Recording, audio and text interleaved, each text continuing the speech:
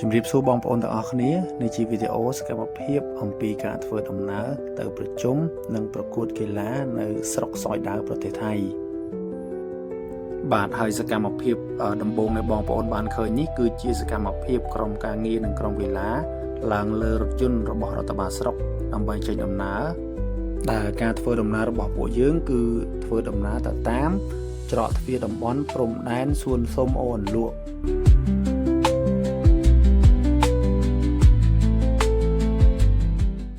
បន្ទាប់ពីធ្វើដំណើរមួយសន្ទុះមកពួកយើងក៏បានមកដល់ច្រកទ្វារតំបន់ព្រំដែនសួនសុំអូនលក់ហើយនេះជាទិដ្ឋភាពនៃច្រកទ្វារតំបន់ព្រំដែនអូនលក់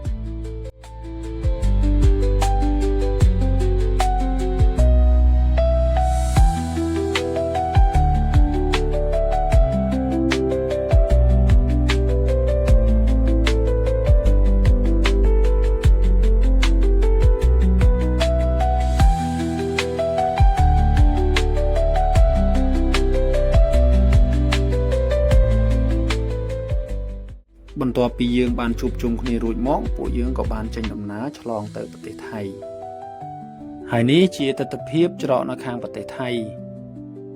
បន្ទាប់ពីឆ្លងដល់ប្រទេសថៃហើយមន្ត្រីដែលយាមប្រចាំនៅច្រកហ្នឹងគឺគាត់បានត្រួតពិនិត្យពីចំនួនមនុស្សនៅក្នុងរថយន្តហើយនិងរថយន្តដែលបានឆ្លងចូលទៅ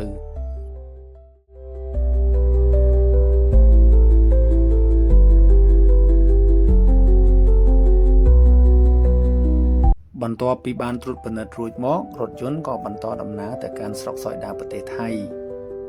ការធ្វើដំណើរនេះដែរខ្ញុំក៏បានថតនៅទិដ្ឋភាពនៅតាមដងផ្លូវសម្រាប់បងប្អូនទេសនាផងដែរ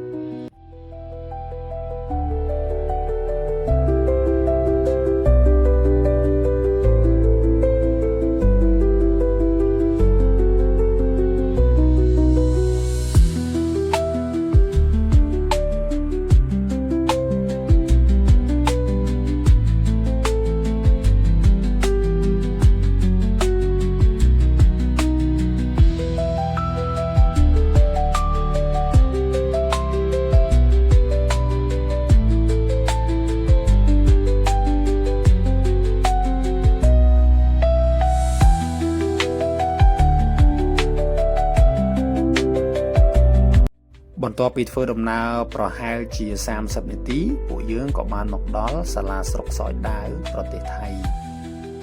ហើយនេះជាទិដ្ឋភាពទាំងស្រុងនៃសាលាស្រុកសោយដាវប្រទេសថៃ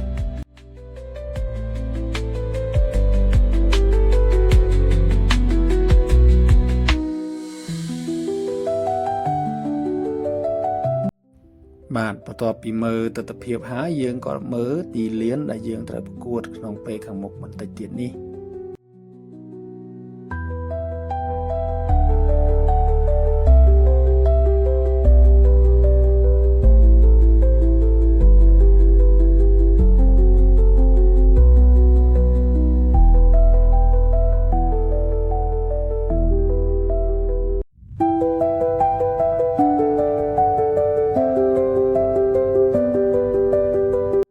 បន្ទាប់ពីមើលទិដ្ឋភាពទូទៅអស់ហើយយើងក៏បានដើរមករកអីហូប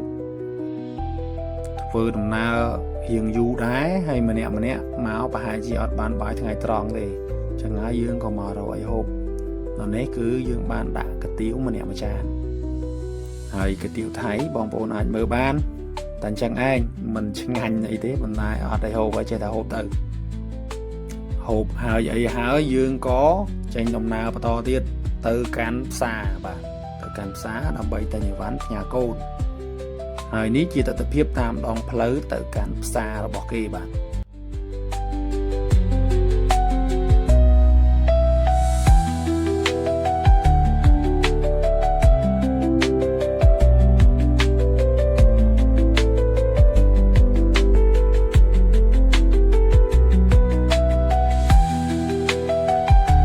ជីចុះជីឡើងយើងបានមកដល់ផ្សារឡូតាត់បាទហើយបងក៏បានចូលក្នុងផ្សារថតរូបលេងមកប៉ុកពីប៉ុកចឹងទៅបន្ទាប់ពីចេញពីផ្សារយើងចូលដល់សកម្មភាពរៀបចំខ្លួនសម្រាប់ការប្រកួតមកដល់ ម្នាក់រៀងរំភើបដែរបាទព្រោះជាការប្រកួតអន្តរជាតិ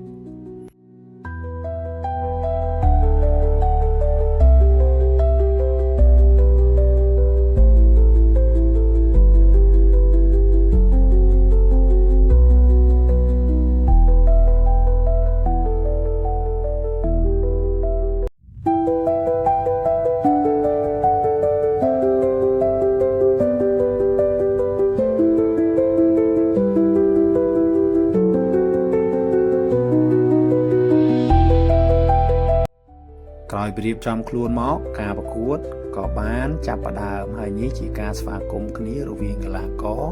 នៅខាងស្រុកសយដាវហើយនិងកីឡាករនៅខាងស្រុកគំរៀងអញ្ចឹងការប្រកួតចាប់ផ្ដើមខ្ញុំសូមដាក់សកម្មភាពខ្លះៗនៃការប្រកួតជូនបងប្អូនទស្សនា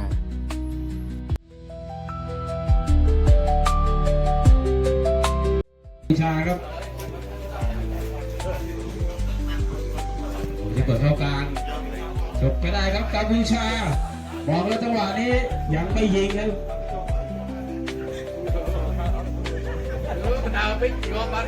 บ้านเล่นตลอด กลับตัวลูกนี้รวมกันมาครับเบอร์ตัวเลนกับเบอร์ตัวเลนครับสำหรับกัมพูชา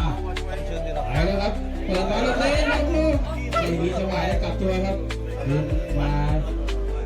แดนกลางอย่างไรครับยิงเลยไหมยิงเลยครับลูกนี้ครึ่งแรกนี่กัมพูชามีโอกาสได้ยิง4 ครั้งแล้วครับแต่ก็ยังไม่เป็นประตูครับในมุมของกัมพูชาเปิดขึ้นมาแต่ว่าผู้เล่นของไทยครับติดผู้เล่นของกัมพูชาเปิดไปยังได้อยู่ครับกัมพูชายิงอีกแล้วครับมาแล้วกัมพูชาแล้วกัมพูชาเปิดไหมยังไม่เปิดจับเจยิงไหมจับเจยิงไหมเอ็นมาเตะครับผู้สาวตัวบวกสิทธิ์ครับลูกนี้แมตช์พิเศษแมตช์กระชับมิตรครับระหว่างไทยกัมพูชานะครับอำเภอสอยดาวพบกับอำเภอจำเรียงแล้วก็อำเภอพนมพุทธกับกัมพูชาហើយការប្រកួតនេះគឺថតបានតែតង់ទី1ទេព្រោះតង់ទី2ខ្ញុំចូលលេខដែរអត់មានអ្នកថតទេលទ្ធផលនៃការប្រកួតគឺខាងស្រុកគំរៀងបាន3គ្រាប់ខាងស្រុកសយដាវបាន1គ្រាប់ដែល1គ្រាប់នោះគឺរកបានខាងគំរៀងអ្នកសុទ្ធឲ្យហើយបន្ទាប់មកខាងស្រុកភ្នំព្រឹកចូលលេងម្ដងជាមួយនឹងស្រុកសយដាវដូចគ្នាខាងស្រុកភ្នំព្រឹកលេងបានមួយស្ទុះមេឃក៏ភ្លៀងហើយបន្ទាប់ពីរាំងភ្លៀងក៏ចូលលេងមួយសាទៀតហើយបន្ទាប់ពីលេងចប់ហើយយើងចូលដល់វគ្គអាហារសាមគ្គីហើយនេះជាទស្សនវិជ្ជាទាំងស្រុងនៃអាហារសាមគ្គីសូមបងប្អូនរីករាយទស្សនា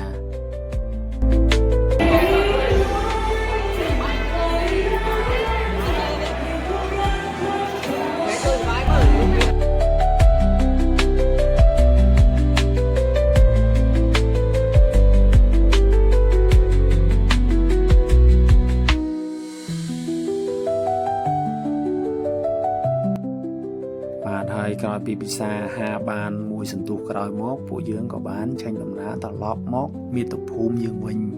ធ្វើដំណើរប្រហែល30នាទីពួកយើងក៏បានត្រឡប់មកដល់ប្រទេសយើងវិញហើយ